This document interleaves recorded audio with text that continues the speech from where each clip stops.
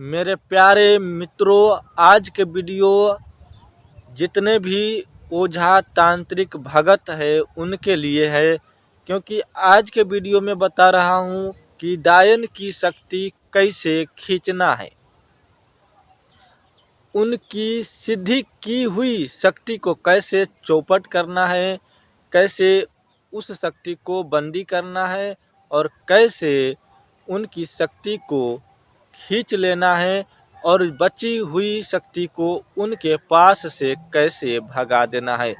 आप समझ गए होंगे कि किस तरह का यह वीडियो होने वाला है। यह वीडियो आप लोगों के लिए कदापि नहीं है। यह वीडियो सिर्फ ओझा भगत तांत्रिक के लिए है, अघोरी के लिए है, जो साधारण जन नहीं है, जो जानकार लोग हैं उनके लिए है।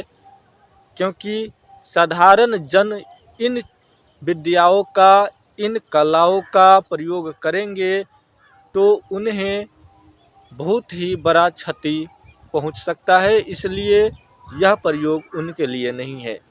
और जो करेंगे वह भुगतेंगे, क्योंकि डायन बहुत बड़ी शक्ति होता है। डायन की शक्ति को खींचने के लिए सर्वप्रथम आप मन में विचार लाते हैं या कोई भी व्यक्ति आपको यह कहते हैं कि गुरुजी, अमुक डायन ने मुझे बहुत ज़्यादा परेशान किया है, हमारे घर परिवार को काफ़ी ज़्यादा तकलीफ़ दिया है, हमारे घर में बहुत लोगों को मारन कर दिया है। इस कारण से या तो उन्हें पागल कर दो, या उनकी शक्ति खींच लो, या उन्हें आप मार दो। चाहे कुछ भी करके हो, लेकिन आप करो। और जितने भी ओझा भगत तांत्रिक अघोरी होते हैं, जो भी शक्ति का दुरुपयोग करता है, जितने भी गुरु लोग हैं, शक्ति का दुरुपयोग होते हुए देख नहीं सकते। क्योंकि जो व्यक्ति शक्ति का दुरुपयोग कर रहा होता है, उन्हें रोकना हम गुरु का ही कर्तव्य होता है। इसलिए हम ऐसी चुनौती को स्वीकार करते हैं ना।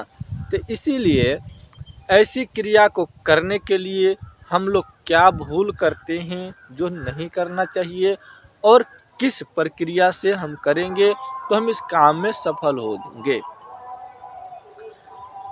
मेरे प्यारे साथियों, आप लोग जहाँ कहीं भी हो, अलग अलग एरिया में अलग अलग शक्ति होता है। एरिया के हिसाब से शक्ति का पावर भी होता है। जैसे कि हमारे इधर की शक्ति और नेपाल की शक्ति, ये दोनों में थोड़ा बहुत ही अंतर है। और कामाख्या चले जाते हैं, इनमें तीनों में अंतर है और बहुत ही पावरफुल होते हैं। यदि कामरूप कामाख्या की कोई शक्ति है, बंगाल की कोई इल्म जादू है, शक्ति है, बिहार और नेपाल की कोई यदि शक्ति है, तो इन शक्तियों के आगे हर कोई नहीं टिकता। इसलिए आप कहाँ का हो, आपकी डायन कहाँ का है, यह भी जरूरी है पता लगाना है।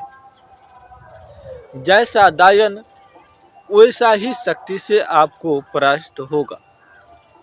हमारे इधर की डायन को आप सोचेंगे कि बंगाल की कोई इल्म जानने वाली डायन से परास्त कर दे, संभव नहीं हो सकता। आप सोचेंगे कि कामरूप कामाख्या की कोई डायन है या कोई ओझा है और वह व्यक्ति नेपाल की किसी डायन या ओझा को परास्त कर दे, यह भी नहीं हो सकता। उदाहरण के तौर पर यह सब जो है, बंगाल, नेपाल, बिहार और कामरूप, ये सब राज्य जो है, इन सभी स्थानों पर बड़े बड़े तांत्रिक, बड़े बड़े डायन ओझा लोग रहते हैं। और बाद बाकी जितने भी एरिया है, उन सब में आपको जानकार व्यक्ति मिल भी जाए तो इतना पावरफुल नहीं मिलेंगे जितना इन जगहों पे मिल जाते हैं। तो सबसे पहले जगह का चुनाव के बारे में आपको सोचना है। इसके बाद आपको कैसा दायन है यह तो आपको जानना होगा। सबसे पहली बात तो आपके पास कोई व्यक्ति आता है कि हमारे साथ यह परेशानी है, हमें अमुक डायन से यह परेशानी हो रहा है, अमुक डायन को पागल कर दो, उसकी शक्ति बांध दो, उसको शक्ति खींच लो, इस प्रकार के आपको ऑप्शन देते हैं और आप उन कामों को करने में रुचि रखते हैं क्योंकि आपका फर्ज भी है।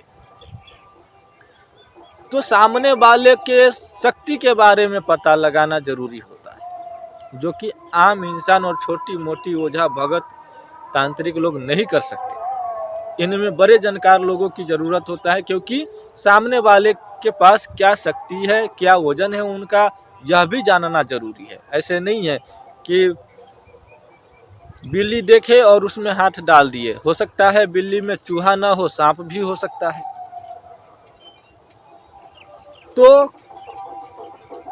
कहीं भी हाथ लगाने से पहले उन व्यक्ति के बारे में जानना जरूरी होता है कि वह कितना पावरफुल है, क्या है, नहीं है, उनके पास कौन सी सिद्धियां है, कौन सी शक्तियां है, किस देवी या शक्ति की कृपा है, यह सब जानना जरूरी है।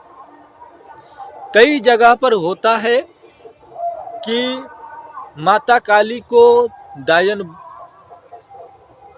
बस में कर लेते हैं, ऐसा कहा जाता है। कई जगह पर चामुंडा, चंडी, महारानी इत्यादि आदि देवी को डायन अपने बस में करके रखती है। तो इन शक्तियों को कैसे ये करके आपको उनको परास्त करना है, डायन को, यह सब आना चाहिए आपको। ऐसा नहीं है कि आप सिर्फ मंत्र सीख लिए और प्रयोग करना शुरू कर दिए, आप सफल हो जाओगे। नहीं, हो सकता है यह आपके लिए खतरनाक भी हो, क्योंकि डायन का मतलब यह नहीं है कि वह सिर्फ बुरी शक्ति और बुरी आत्मा को ही सिद्ध करे होगा। डायन का मतलब यह भी नहीं है कि वह सिर्फ गंदी विद्या ही जानता हो। डायन का मतलब यह नहीं है कि वह सिर्फ मारन उच्चाटन आदि विद्या ही जानता हो। वो भी साधना किया होगा, वो भी सिद्धि प्राप्त किया होगा। किस प्रकार की सिद्धि उसने किया है यह भी जानना जरूरी है। और यह जानने के लिए उनके पास कौन सा शक्ति है, क्या उसका प्रक्रिया है, कौन कौन सी शक्ति उसके पास रहता है और कौन सी शक्ति उनको ज़्यादा सपोर्ट करता है, यह सब जानने के लिए जानकार व्यक्ति ही इसके बारे में खंगाल सकता है। यह सब एक जानकार व्यक्ति ही जान सकता है। कोई छोटा मोटा व्यक्ति नहीं जान सकता। जो कम जानकारी जिसको है वह इस चीज़ को नहीं समझ सकता। सामने वाले व्यक्ति के पास में क्या शक्ति है यदि पता लगा लिया, तभी जो है उनकी एक एक शक्ति को, एक एक जाल को, एक एक महाजाल होती है, उनको अलग करना होता है, खींचना होता है। कई शक्ति को बांधना होता है और कई शक्ति को भेजना होता है। और कई डायन जो है काली को सिद्ध की हुई है, कई डायन सिद्ध नहीं करके काली माता को बस में की हुई है। तो ऐसी परिस्थिति में बहुत बुरा प्रभाव पड़ता है सामने वाले व्यक्ति जो उसकी शक्ति खींचता है। इसके लिए बड़े सिद्ध पुरुष की ज़रूरत होता है। यानी कि डायन सिद्ध महिला है, सिद्ध डायन है, तो उनकी शक्ति खींचने के लिए सिद्ध गुरु की ज़रूरत होता है। ऐसे नहीं है कि साल भर किसी ने तैयारी कर ली, तंत्र मंत्र की साधना कर लिया और डायन की शक्ति खींचने चल दिया। मान के चलते हैं कि उसके पास में कोई ऐसा शक्ति आ गया है, ओझा भगत जो खींचने गया है, उसके पास कोई ऐसा चीज़ आ गया है जिसके बदौलत वह डायन से अपने आप को तो बचा लेगा या उसकी शक्ति उसे बचा लेगा, लेकिन डायन की शक्ति खींचना इतना आसान नहीं है। और यह हर डायन की अलग अलग विद्या होती है, हर डायन की अलग अलग शक्तियाँ होती है।